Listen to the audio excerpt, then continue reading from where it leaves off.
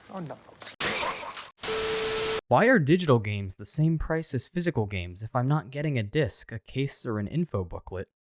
I feel like there's something game companies aren't telling us.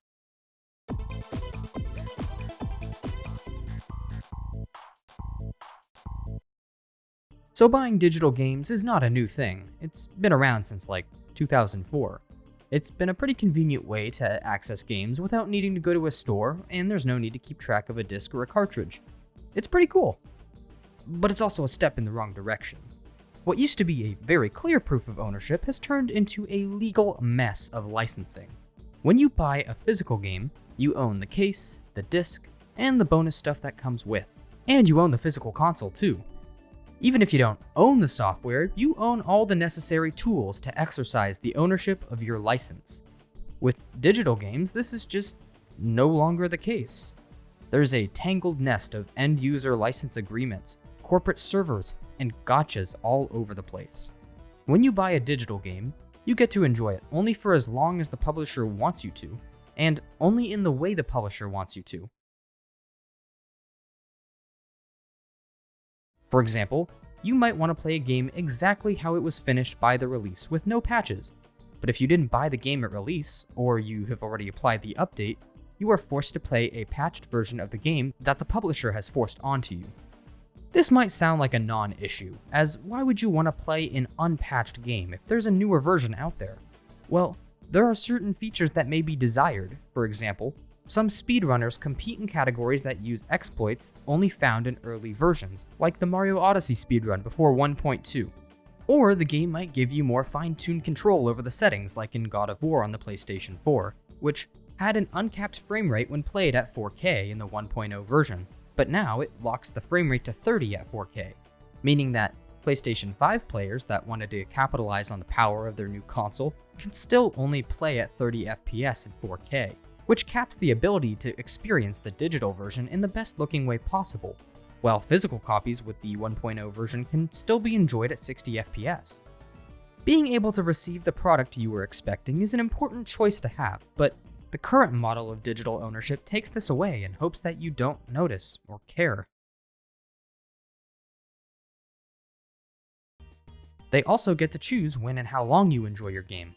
Something that many people don't think about until it's too late is the fact that the game you purchased is sitting on someone else's server. The Nintendo 3DS and Wii U eShop is closing at the end of this month, for example, so if you want to download new games after March, you literally can't. Nintendo has said that for the foreseeable future, you will be able to re-download games and DLC, receive software updates, and play online, but they're not going to maintain those servers forever. Imagine you want to enjoy an old Xbox or Wii game 20 years from now, only to find out the game isn't for purchase online, leaving you with two options. Pay $120 to an eBay scalper for a physical copy, or downloading the game from a not-so-official website. Sometimes the original publisher will port the game in a new form or bring it back into their ecosystem under a digital subscription model, but that isn't the same product. There's no reason I shouldn't be able to just pay the regular price for a game that's already been made and on the market before. Surprisingly enough, Nintendo had this right with the Virtual Console. I'm not paying $131 for Super Metroid.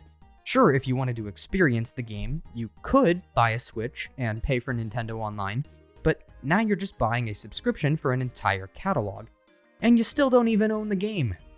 At least if the software hadn't been touched for a certain amount of time, it could classify as abandonware and could be acquired under different circumstances, but companies reviving old software like this makes it difficult for that to be the case. Even then, abandonware rarely ever actually exists in the wild, since copyright laws still make distributing the software illegal if the copyright term is in place, which is typically 75 to 90 years. In terms of philosophy, you should absolutely pay for games if you can. In practicality though, if you want to fully purchase Super Metroid for $8 after March, they are refusing to take your money. If you are staunchly set in your ways, then you would never experience Super Metroid. That's not a world we should live in. It's a good game, go play it. Or, even worse, what if you already owned Super Metroid and the cartridge stopped working? You purchased a license to play that game. They already got your money. Ethically, you are kind of justified in loading a ROM into an emulator. Physical consoles already like to prevent users from trying to back up their own games legitimately, but digital games are made so that this is even more impossible. In the US at least, Section 117 of the Copyright Act specifically uses the term archival copy, which must be destroyed if the original software is sold or lost. But this is a very clunky application of the law, which isn't even respected by publishers since most consoles prevent you from making an archival copy in the first place. Obviously, if they just let you make copies, this would create a piracy issue, but the fact that people might misuse that feature doesn't mean that you are no longer entitled to play a game that you purchased the license to play. In general, the law does its best to be fair, but with convoluted stuff like this, where it may be outdated or is not respected by both parties, doing what you need to do to make your archival copy is kind of fair game. Don't get me wrong, the law is getting better at handling this stuff, but there are some major growing pains and it's not all worked out. There are other gotchas built into digital games too. For example, most expect you to make some type of account, store your payment info in a database, have an internet connection, and even agree to more contracts than just the ones you would normally get from buying a physical copy of a game. You are completely at the mercy of company policy.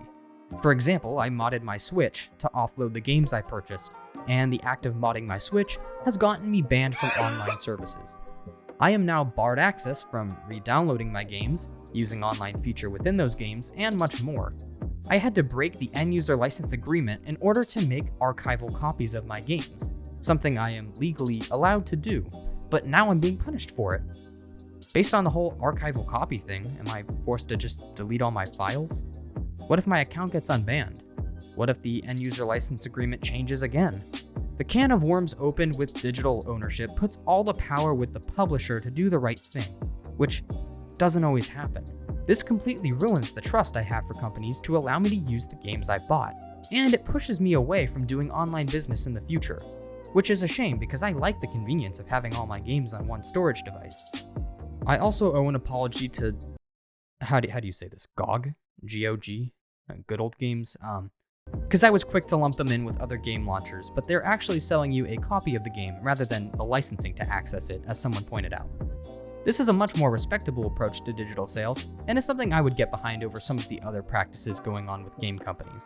In fact, I'd love to see this way of thinking enter more of the industry, since it would be nice to have this system implemented in services as convenient as Steam, rather than having to pick between the security of GOG or the large library and compatibility that Steam offers. When it comes to digital games, that's just the legal stuff. What about all the other conveniences you trade away when you buy a digital game? You can no longer sell the game when you're done using it. You can't let a friend borrow it. If your console breaks and you need a new one, you need to make sure you can get your account on the new one, and then you gotta re-download all those games. You're also limited by the storage space on your console too. And if you have any of the problems I'm having, your digital games could be taken away from you at any point in time if you do something the company doesn't like. Assuming the company stays in business, which is a whole other headache. Don't get me wrong, there are some benefits and insurance you get from not needing a bunch of physical game discs, but taking care of your games properly and having the ability to back up the software yourself will let you enjoy these games for the rest of time, versus putting all your trust in the game companies to manage everything for you, which they've proven time and time again won't last for more than 15 to 20 years. Obviously, digital games are the future, and obviously, both the companies and the buyer win from this setup.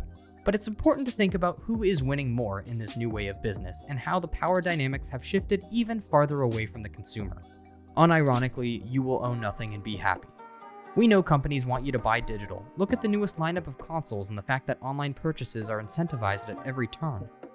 Fortunately for me, I think most games today aren't really worth the $60 price tag. So when I do get time to sit down and play, my library mostly consists of retro games or games that I'd probably never play again. To me, there are two types of games. Games that can be run on my computer, and games that aren't worth buying.